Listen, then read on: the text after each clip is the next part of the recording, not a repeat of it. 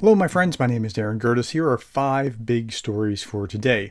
So the first story is this. Ukraine was appealing to the United States to lift the ban on striking Russia with American weapons. According to the Wall Street Journal, Kyiv has also asked Washington to help identify targets hit by Ukrainian weapons.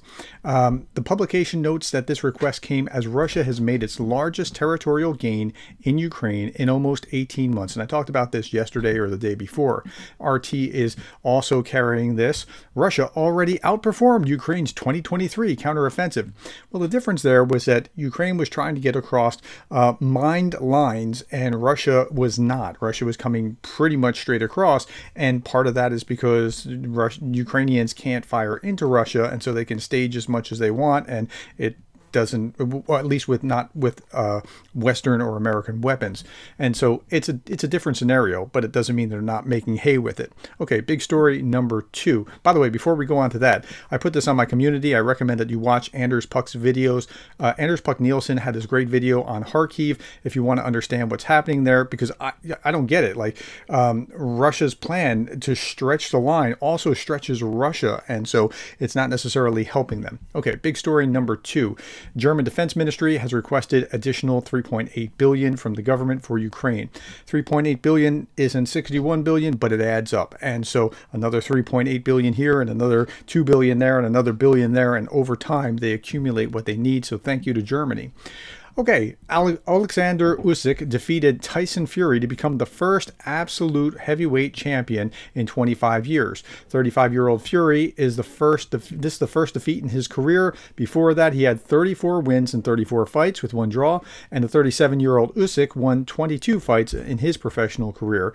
And then Fury was saying, well, he only won because the judges tilted it because his nation's at war. I don't think that's fair. And they're going to have a rematch. And okay, I get what he's saying, but it was a close fight. And okay, this is, by the way, the ugliest belt I've ever seen. I mean, I think it's ugly. I'm not throwing any shade on this guy. He's an awesome fighter, but the belt, okay. At any rate, that's just me. I'm not calculated to win one of those anyway. 2 hours after winning the World Heavyweight Championship, Alexander Usyk watched another Ukrainian win the World Lightweight Championship 8,000 miles away. So good on Ukraine. And this reminded me of kind of the more morale boost that Eurovision back with Stefania gave Ukraine when they won the Eurovision. And Stefania was actually a really fascinating song, and they deserved every bit of that. Here's Zelensky. This is not a war, but nevertheless, for us today, any victory is very important. Glory be to Ukraine. Okay, so yeah, I mean, any victory, it's a morale booster, and so it was important for that reason alone. Okay, the life of the Slovak minister, Robert Fico, I'm trying to pronounce it correctly, after the assassination attempt is not in danger. Nevertheless, he remains in serious, and he still requires intensive medical care. And I know that he's no friend of Ukraine, but that's not how you want to get rid of your enemies. And I'm not saying Ukraine was doing this. I'm saying, like, we want them to come politically to the right place. Starting assassinations, moving around, and this guy gets assassinated or that guy, that's not a good way to go about doing things. So I wish him health. I wish he would change his policy, but okay.